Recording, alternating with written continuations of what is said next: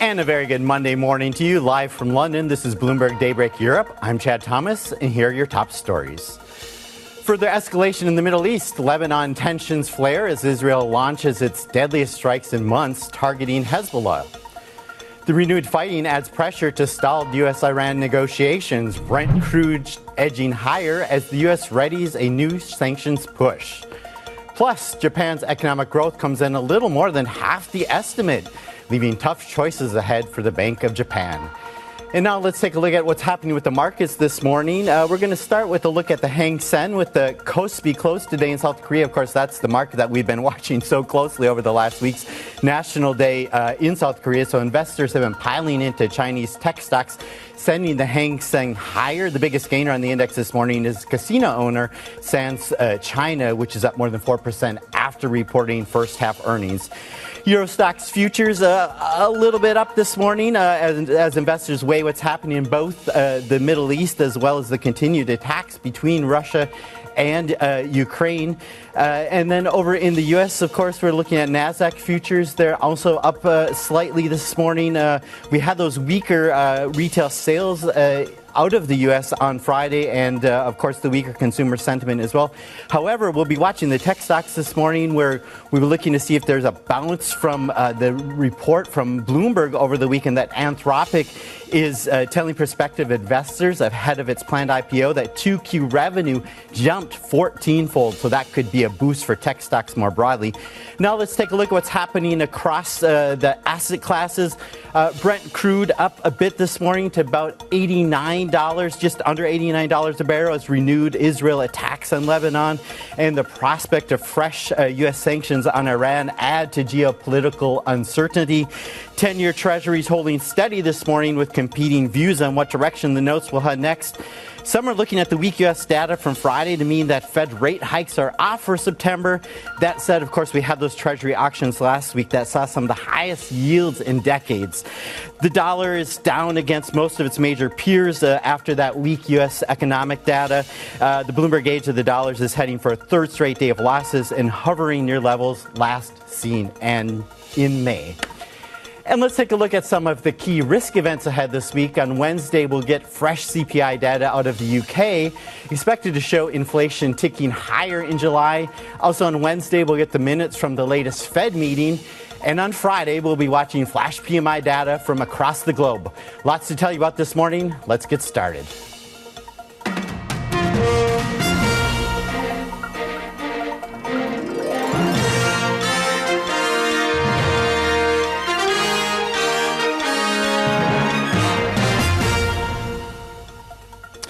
Chinese tech stocks leading gains in Asia this morning with South Korean markets closed for that public holiday.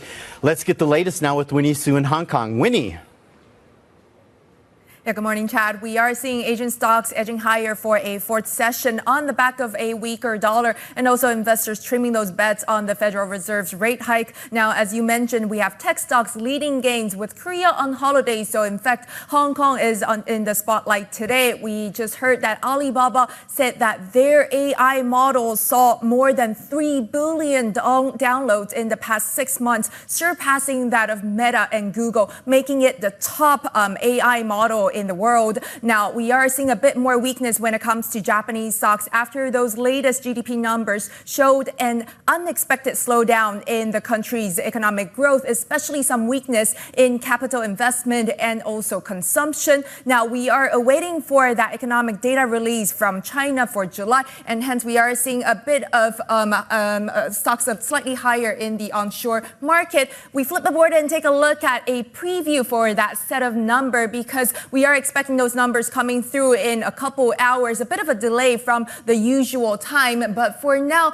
the expectation is for this set of number to confirm that economic momentum slowdown that we see in China ahead of the Politburo meeting last month. Now, retail sales here expected to rise about 1.5% year over year for July, a bit of an increase from the previous month. However, when it comes to industrial production, fixed asset investment, as well as property investment, you can see see that all seeing a bit of a worsening potentially compared to the previous month. So overall, that broad-based slowdown in the economic growth is likely going to continue. Flipping over across asset, we take a look at what is really that impact from a weaker US dollar, lifting the overall Asian currencies. We have that gauge of Asian currency also at its highest level since May. Now, leading gains today, we have Taiwanese dollar strengthening by 0.5%, and is actually having its best day since April, potentially also supported by that foreign inflow into the Taiwanese stock market.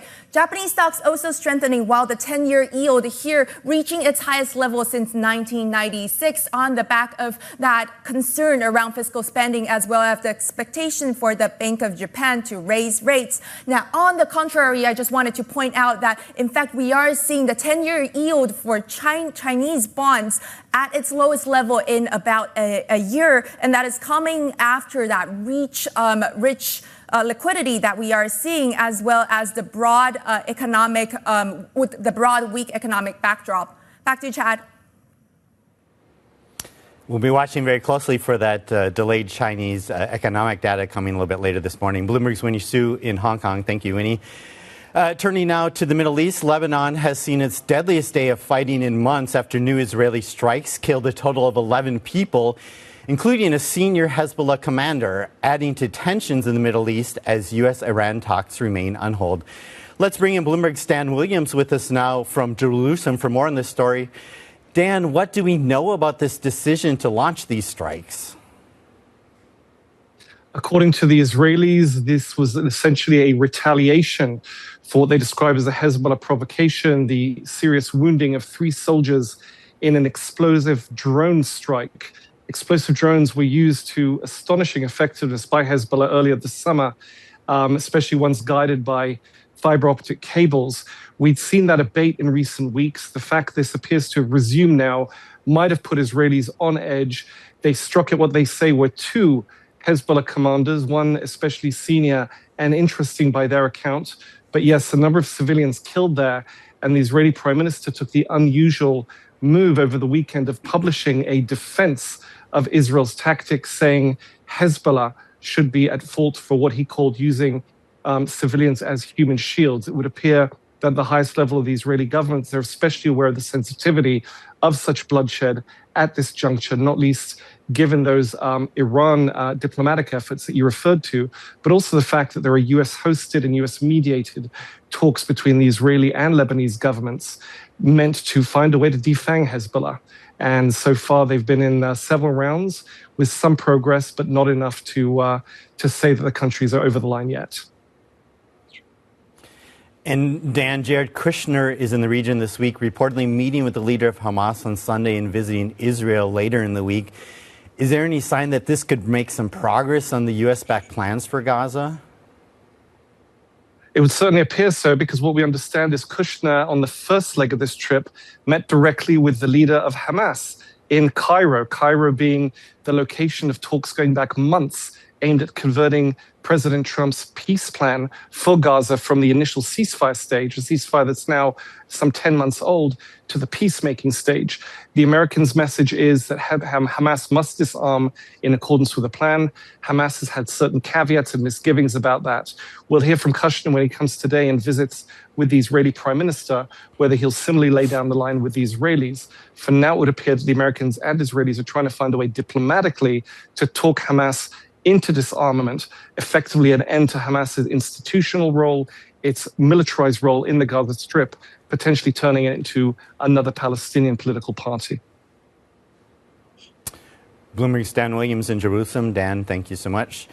Meanwhile, the U.S. is preparing fresh sanctions on Iran to try and force a breakthrough in negotiations. Let's bring in Bloomberg's Jill Desis in Hong Kong. Jill, we know the Iranian economy is under severe pressure already. So what are these likely new measures that would potentially be coming? Hi, Chad. Well, I do want to clarify that at this point, it's kind of unclear what types of measures the U.S. could implement here. You could argue that secondary sanctions, so sanctions that would apply to some of Iran's top trading partners, like China, for example, might be something that the U.S. can consider. But then again, I mean, those types of measures would ultimately, have some detrimental effects on the U.S. economy, which, at this point, you'd think, the U.S. would likely be trying to avoid. So it's kind of difficult to see where exactly we go from here in terms of what it looks like to put an economic squeeze on Iran, but that is something that Trump has brought to the table here, this idea that there could be something in the works. So again, until we get further clarity on how exactly all of this could unfold, at this point you just have to take what we've heard from the U.S. President Donald Trump as well as his Treasury Secretary Scott Bessent, that there could be some type of economic measure, but it's kind of difficult to see how that really squeezes Iran that much more.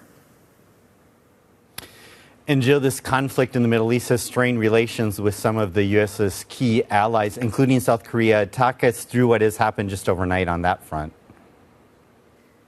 Yes, you're seeing some additional frustration from the U.S. president here. So he posted in a social post that he would ask the Pentagon to scale back on some of these military drills that were set to start today. They're not called off entirely, but this was set to be, a series of drills between joint military drills between the U.S. and South Korea over a period of 10 days. In that post, Trump cited a lot of different factors. One, his relationship with Kim Jong-un of North Korea.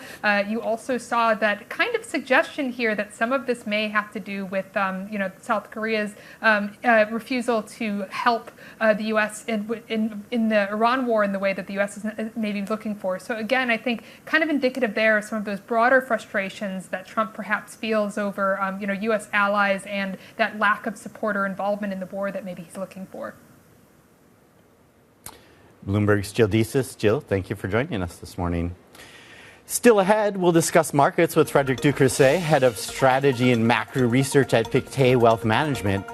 But first, a growth slowdown in Japan complicates the rates outlook. We'll look at what that means for markets. That's next, and this is Bloomberg.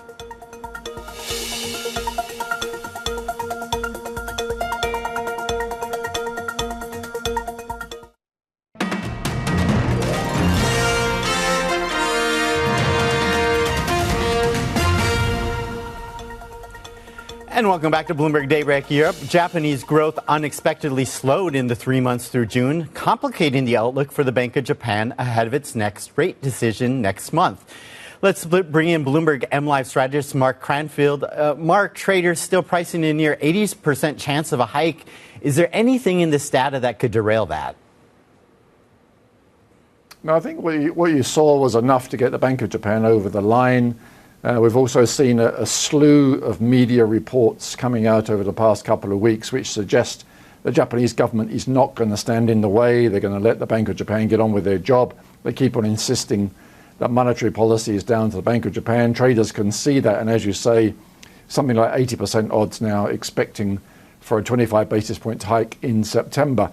If there's a complicating factor here, it's that the headline GDP wasn't as strong as expected. It came in below forecast, and it's only running around just above the 1% level. But the deflator is still above 2%. It's still way too high in relation to where growth is. So you still have the same situation where Japan is unable to tame medium-term inflation. That's hurting long-term bonds and not yet doing enough to really support the yen. Where this changes things for BOJ, it probably is telling investors if they're able to move in September, they will not be able to follow up with another rate hike in October, which is really what the Japanese currency needs. It needs a series of interest rate hikes to get it back onto a very strong footing. So people will there'll be a knee-jerk reaction for sure if the Bank of Japan goes ahead. But it's unlikely to produce a really sustained move in the currency unless investors can see that the Bank of Japan is really on the path towards 2% neutral rates. And the data today doesn't seem to justify that. And Mark, another test for the bond market. We have a U.S. 20-year auction this week. Of course, we saw those yields go up significantly last week on some of the sales. What are we looking at this point?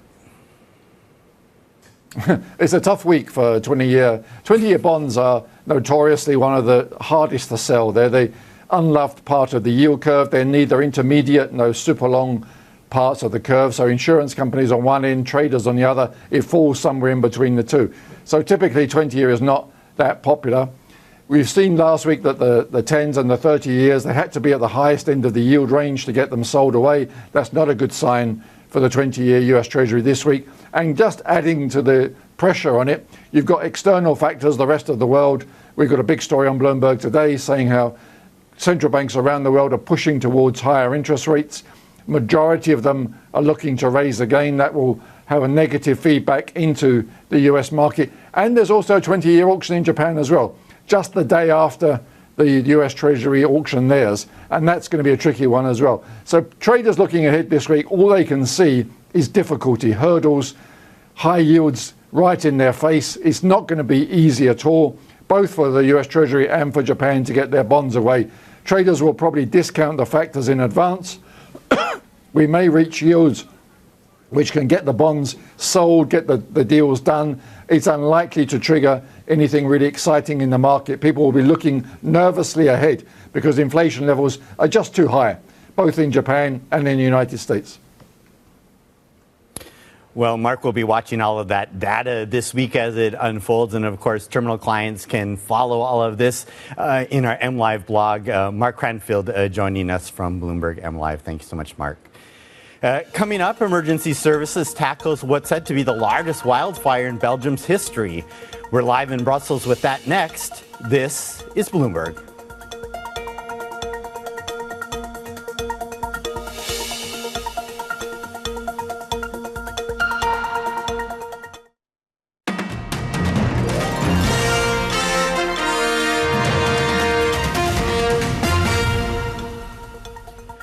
Welcome back to Bloomberg Daybreak Europe. Emergency services were attempting to control a large wildfire in the east of Belgium on Sunday after the blaze destroyed nearly 3,000 hectares of a nature reserve near the German border.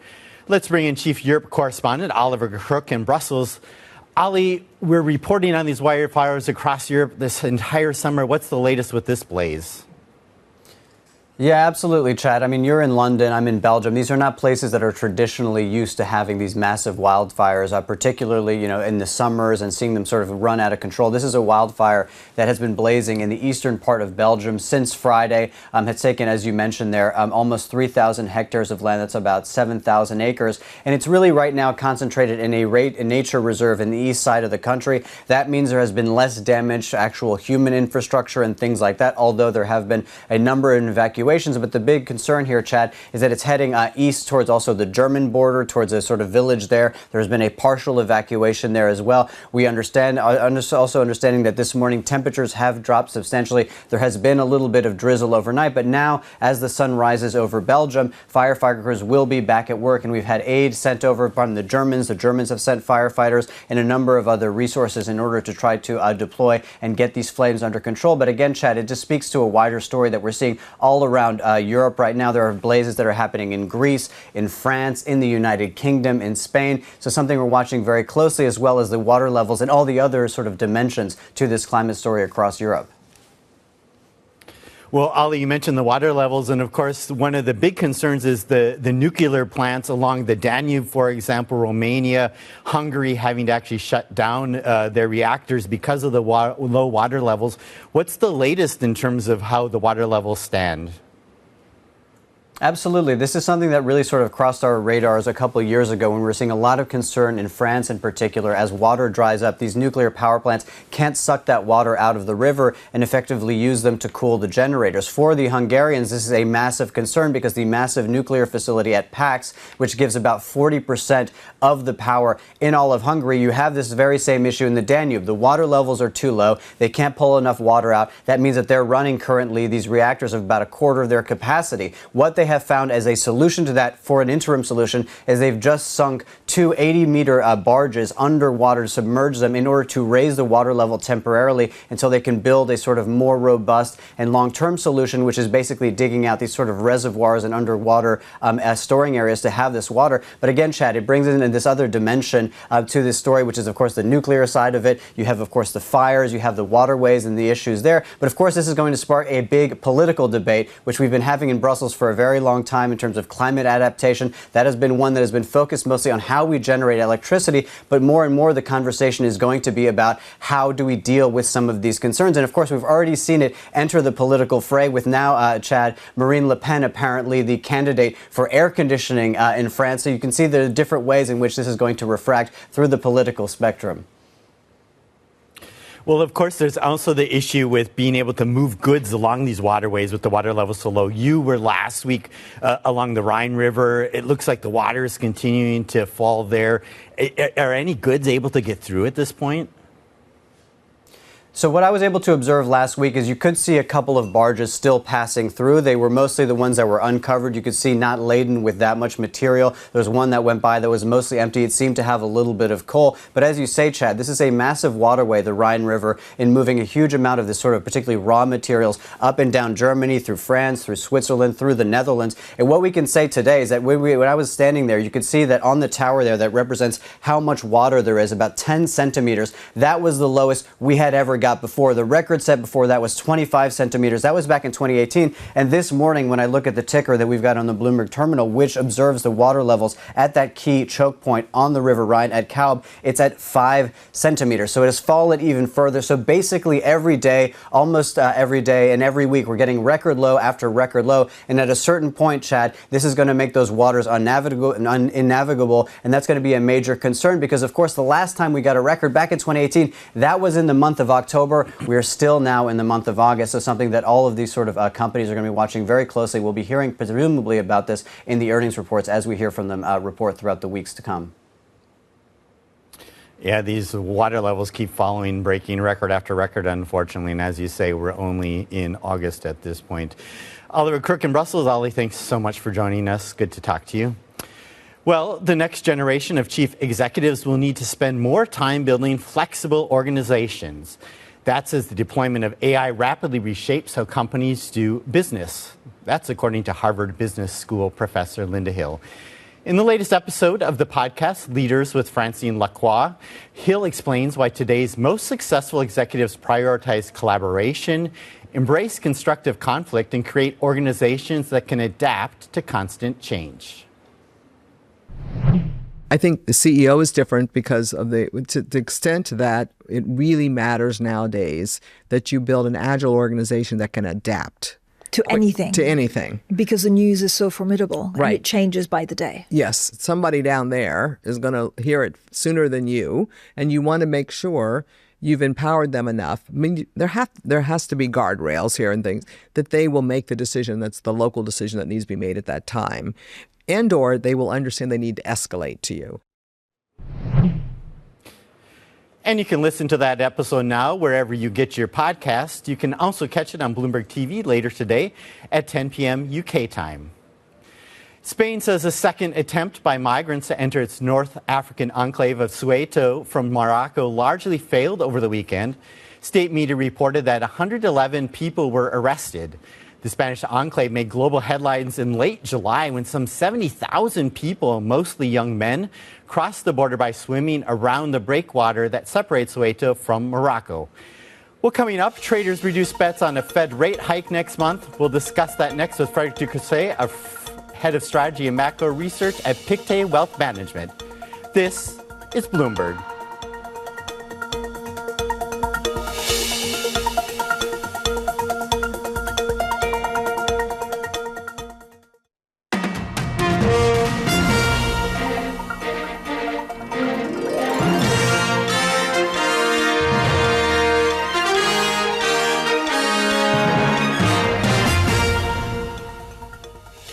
Live from London, this is Bloomberg Daybreak Europe. I'm Chad Thomas, and here are your top stories.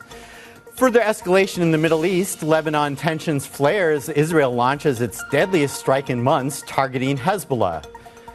The renewed fighting adds pressure to stalled U.S.-Iran negotiations, Brent crude holding steady, even as the U.S. readies a new sanctions push. Plus, Japan's economic growth comes in a little more than half the estimate, leaving tough choices ahead for the Bank of Japan. Well, let's take a look at the markets. If you're just waking up this morning, we're looking at the Hang Seng to start. The Kospi closed today in South Korea for that national holiday. So investors have been piling into Chinese tech stocks, sending the Hang Seng higher. Euro stocks futures up just a little bit. Investors weighing what to do as they watch what happens in the Middle East. And over in the U.S., NASDAQ futures also up a bit.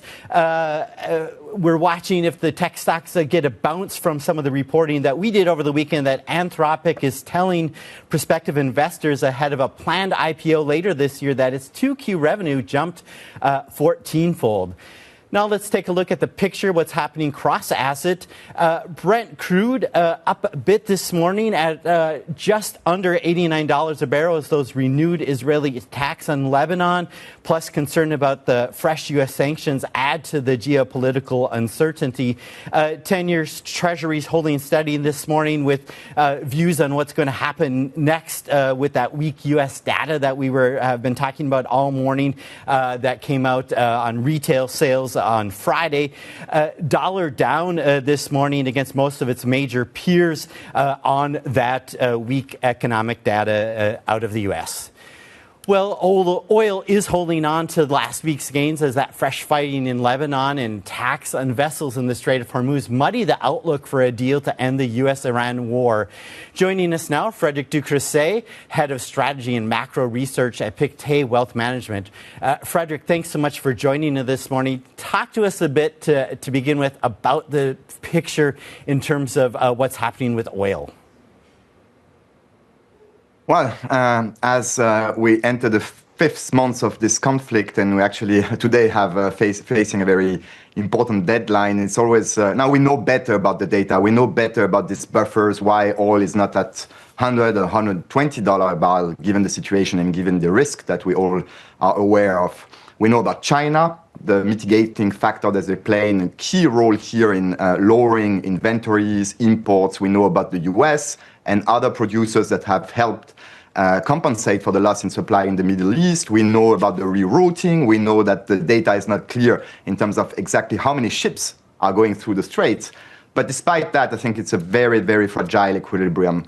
I don't think we can afford another crisis and complete break in the negotiation from here. And in that case, I think we would see a quite sharp spike in prices.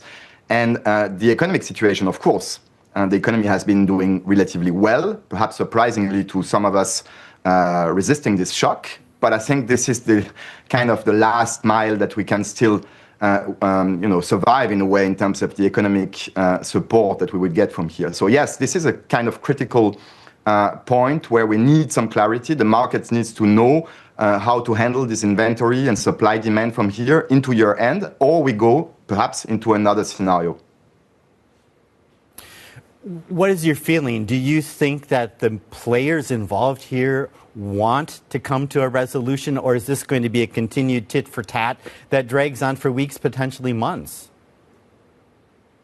My impression is that in the US in particular, I'm listening a lot to US commentators, to politicians. They've grown frustrated over, the perhaps approach and radical stance of the administration to some extent. Of course, we got the midterms. We got the situation in gasoline prices. It's not only about oil and Brent. It's about refined products. It's about gasoline prices in the US, the overall inflation situation, which is very difficult. And I think that's going to be, again, hopefully a decisive factor into the last mile of the negotiation. I do believe that Trump is still in a kind of deal-sinking mode because the alternative would be very, very difficult to manage a couple of months into ahead of the elections, of course, and the campaign that has started. You were talking, Frederik, about that tight supply that we see in the oil markets. And of course, it's not just in the Middle East, but we have the situation between Ukraine and Russia as well. I was reading a story over the weekend, and it was just explaining how in basically everywhere you look, there's a tightness of supply. Car makers actually don't have enough oil to put into the engines of new cars. How tight do you think the situation is in terms of supply? Is there much wiggle room left?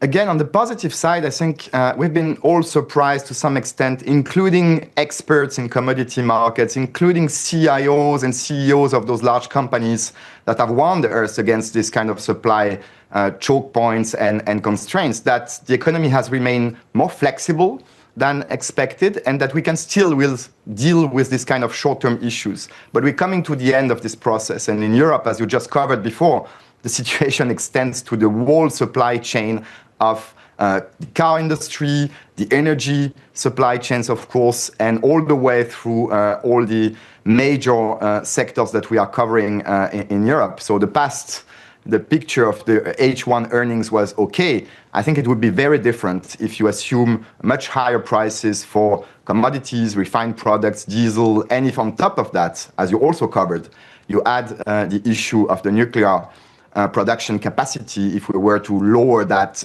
in the future because of the situation that we see across European countries. Frederik, paint a picture for me of the situation in the U.S. Economically as you see it at the moment. We had those retail sales that were quite weak, that actually fell on Friday. The bond sales last week, very high yields on them, yields we haven't seen in several decades. Where do things stand economically in the U.S. from your point of view? It's been also quite a few critical weeks in terms of the bond market equilibrium in particular because of this inflation risk and the, let's say, poorly received first performance of the chair, Kevin Warsh, at the Fed. The data has been cooperating. I think, as we expected, there's been some slowdown in the economy, which has been mostly visible in the retail sales data, as you said, but also inflation. The underlying momentum in inflation data is not accelerating, perhaps to the extent that some feared, and that has been quite reassuring. Now, it's a very, again, gray area in terms of this inflation momentum at 0.2% in core CPI, 0.2% most likely in core PCE as well. We are just around the critical zone where some of the Fed members would like to hike and others would like to hold. We think there is enough evidence for them to hold. So perhaps they got lucky to some extent, but they still need to assess a few things that are indeed very important to the near-term and medium-term outlook, which is obviously commodity prices. We just talked about it. Techflation is still very much there, moderating a little bit, but everything from chips to hardware is still going up. And then ultimately the underlying momentum in services prices, which in that case, I think is rather encouraging. So we have the Fed on hold with a high risk still that they have to hike later this year or next year. And so in a way, I think the market pricing looks fair to me. Frederik, looking at the equity markets, we're pretty much through the second quarter now. Most earnings were better than expected. What are you looking at in terms of what to expect for the second half of the year on the corporates front? Look, there's nothing short of spectacular results. Whether you look at the beats, you look at overall earnings growth in the US, with or without tech, by the way. I think to me, the most striking feature of the last earnings result was the broadening, really, of this earnings momentum. It's no longer only about one sector or within tech, one subsector. It's really broadening, and that's good news. So in a way, we still are rather constructive about the second half as well. I think we're going to have a little bit less guidance and data in the next weeks until NVIDIA reports, which is going to be an important one as well. And to me, it's always still about the sustainability of this CapEx boom. We've had good news in terms of demand. We've had good news in terms of CapEx, of course. Now we need a bit more clarity, perhaps, going into next year as well, not only about the second half of this year, whether there's some moderation, whether the second derivative, in a way, of this CapEx boom eases a little bit and makes it all more sustainable for the rest of the market as well. But so far, so good. Valuation are perhaps a little bit demanding in the US still, less so in the rest of the world. So at Pictet would still favor kind of a diversification out of the US, out of tech into other markets, depending, of course, on what happens in the Middle East. It's always this huge caveat. But if things improve going into the second half, I think the rest of the world, including Europe and some emerging markets, can continue to outperform the US going forward. Frederik, always good to have you on the program. Frederik Ducrozet, Head of Strategy and Macro Research at Pictet Wealth Management. Now, a Ukrainian strike set ablaze a Wildberries warehouse near Moscow as part of one of the largest recent drone attacks on the Moscow area. Russian forces continue to target Odessa, other Black Sea regions, and Kyiv with missiles and drones. Let's get more on this now with Anthony Halpin, who leads our Russia economy and government coverage. Tony, thanks for joining us this morning. How are these latest attacks affecting the trajectory of the war, do you think? Well, it's all part of a shift in some ways. There hasn't really been a great deal of movement on the battlefield, on the ground. There is limited advances by Russia towards the north and east. There's limited advances by Ukrainian forces further south. But each side has made a lot of effort in recent weeks to strike at each other's economic potential from the air. Ukraine has focused on things like oil refineries, and that's produced a fuel shortage in Russia. It's also, as you said, Chad, targeting things like the Wildberries e-commerce giant. The most recent attack on the warehouse there brings it to more than 20 now since mid-July. So it's having quite a large impact on things like logistics, distribution. And Russia, as it has been for a long time, is targeting areas of Ukraine's energy infrastructure, and they're also striking each other's ports down in the Black Sea. That's having a big impact on grain exports, which will ripple through to food prices and world grain prices. And Tony, Romania's defense ministry said it shot down a drone in its airspace. There's, of course, been a lot of these drones that have been getting shot down or straying into various EU countries. What more do we know about this one? Yes, NATO Air Defense said there were 2 F-18 jets, Spanish jets, part of an air mission there that scrambled to intercept this drone, and one of the jets downed the drone along the river, not far, well, a couple of hundred kilometers from the Odessa port in Ukraine. And it looks like, at the moment at least, that it was a stray, but neither side has actually said so far who owns this drone, and that's one of the things that we'll be looking more deeply into. As you said, there have been a number of such incidents. There was one in Latvia last week. There have been others in Bulgaria and Romania, and a stray missile indeed in Poland. When you've got the volume of drones that each side is putting up into the air against the other now and waging electronic diversions to try and push them off their flight paths, this kind of thing is going to happen, and it presents a challenge for NATO to defend its airspace. Bloomberg's Tony Halpin joining us this morning. Thank you so much, Tony.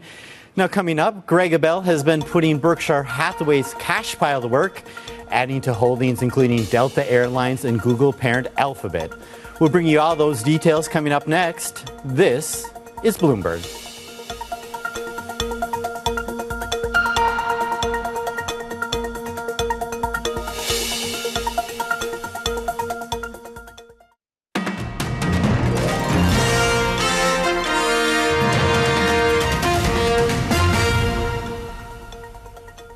Welcome back to Bloomberg Daybreak Europe. Berkshire Hathaway has increased its holdings in Delta Airlines and Alphabet as CEO Greg Abel tapped into the company's cash hoard. The disclosures were part of a wave of 13F filings that also revealed NVIDIA's $21 billion stake in Elon Musk's SpaceX and a $30 billion holding in Intel. Let's get more on this now from Bloomberg's Alice French. Alice, the 13F filings are always a valuable window into where corporates are putting their money. Which disclosure stood out for you? Good morning. Yes, look, I think all of these disclosures about SpaceX are really interesting, right? Of course, arguably the hottest IPO of the year so far. We now know that NVIDIA holds that $21 billion stake, which is the first time that we've been able to put a number on how much they own of Elon Musk's conglomerate. We also found out that Harvard management holds around $2 billion worth of the stock, which is interesting. And of course, Berkshire Hathaway is always a huge interest. I mean, even here in Japan, where they have significant holdings of several trading houses. Interesting to see the new chairman in his second full quarter in charge being a lot more active, it would seem, than his predecessor, Warren Buffett, increasing that Alphabet stake to around $38 billion and adding around 17.5 million more shares of Delta. It'll be interesting to see how that continues. And Alice, you said, of course, you're there in Tokyo. Are people in Tokyo talking about this? What's caught the attention of people in Japan? Of course, yes. I mean, as I mentioned, Berkshire is always of interest here because of the trading house exposure. But actually, interestingly, SoftBank Group, Masayoshi Son's huge conglomerate that, of course, is a big investor in OpenAI, we found out that they've actually cut their holdings of TSMC by around 72%. Now, that's interesting. We know that Masayoshi Son has really been betting big on AI infrastructure lately with several forays into things like data centers, energy. And so, really it seems to be moving more towards that part of the AI boom and perhaps kind of scaling back on TSMC. Now, also situational awareness, of course, which has been all over the news worldwide in recent weeks after it had to liquidate a lot of its AI holdings at the end of last month. Now, it seems like they were adding to their positions in Micron and SanDisk last quarter. We know here in Tokyo that they disclosed a position in Taiyo Yuden, which makes capacitors that are used in AI servers. So that's been a big talk on the ground here in Tokyo. It'd be interesting to see whether, they increase that holding and whether they keep it. Alice, we're about a month off from that big tech sell-off. We've actually had a rebound in tech. What is the sentiment around the AI trade at the moment in Asia? Yeah, I mean, look, I would say overall the mood is that, people were a bit battered and bruised, but definitely still continuing on. I mean, if we look at the Nikkei, for example, here in Japan, that tech-heavy benchmark, yes, it did lose around 8% in July, but it's still up over 30% on the year. People still very bullish on Japan's exposure to the AI build-out. We've got some robotics companies here. We've, of course, got memory chip maker Kioxia that has been one of the best-performing stocks in the whole world so far in 2026. I think some investors, though, are perhaps pulling back from the more perhaps overvalued names, which might include things like SoftBank and some of those chip gear makers like Tokyo Electron, and sort of diversifying into the more niche areas of the AI infrastructure build-out, which of course includes things like cable makers, and as I mentioned, robotics and physical AI. So I think it's more about kind of finding those pockets of the build-out that haven't quite had the rally yet, rather than giving up on the theme altogether. Thank you very much. Bloomberg's Alice French joining us this morning from Tokyo. And now to some corporate news. Bloomberg has learned that Jane Street posted roughly $15 billion of losses in July, the firm's first monthly slump in about a decade.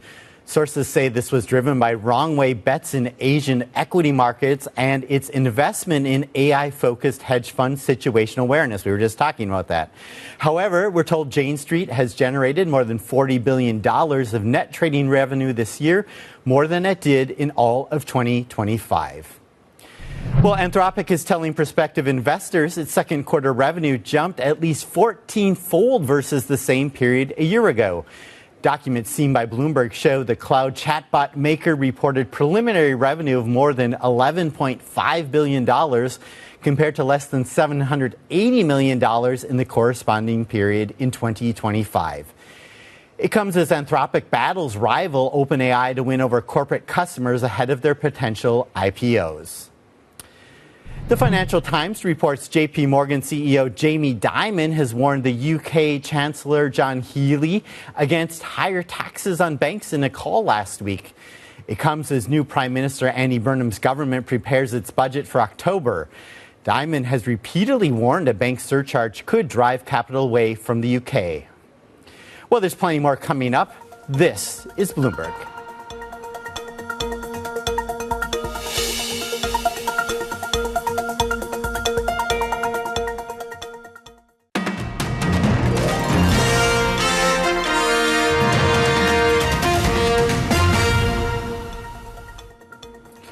Welcome back to Bloomberg Daybreak Europe. And now, this is our favorite part of the program. We get to look at some terminal charts here. So let's start off with the picture out of the U.S. We're looking at the surprise drop in retail sales last month. This decline, along with wage growth as being below inflation, has been feeding into a lot of the discontent among the U.S. electorate. We'll be watching to see how this plays out, of course, with the midterm elections coming up in just a couple of months' time. Let's flip the board now. and we want to look at central banks. While the weaker U.S. data has market expectations sinking significantly for a rate hike by the Fed in September, as we can see here, down at 30.4%. Here in Europe, those concerns still over inflation and the wording that we're getting from the central bank president, ECB president Lagarde, suggests that we're going to have a rate hike in September from the ECB. Those numbers at 99.7%, so pretty much priced in. And we're seeing the same thing, of course, with the bets on the Bank of England that there will be a hike there as well, 77.2%. Okay, let's flip the board again and take a look at this chart here on China. Here we can see how China is really swimming in money, essentially showing us, though, that even though the rates are really low, the demand for the credit is not responding to this monetary policy. Of course, we're going to have that China data coming out a little bit later this morning. That's that data that normally would be out by now, but it was delayed because of some other things happening in China this morning. So we'll be watching that very closely today, and of course following it throughout the program this morning as that data comes out around 8 o'clock UK time. And now let's take a look at some of the key risk events ahead this week. On Wednesday, we'll get fresh CPI data out of the UK, expected to show inflation ticking higher in July. Also on Wednesday, we'll get the minutes from the latest Fed meeting. And on Friday, we'll be watching flash PMI data from across the globe. Well, the opening trade is up next, and of course, they will be all over that data coming out of China in just over an hour's time. This is Bloomberg.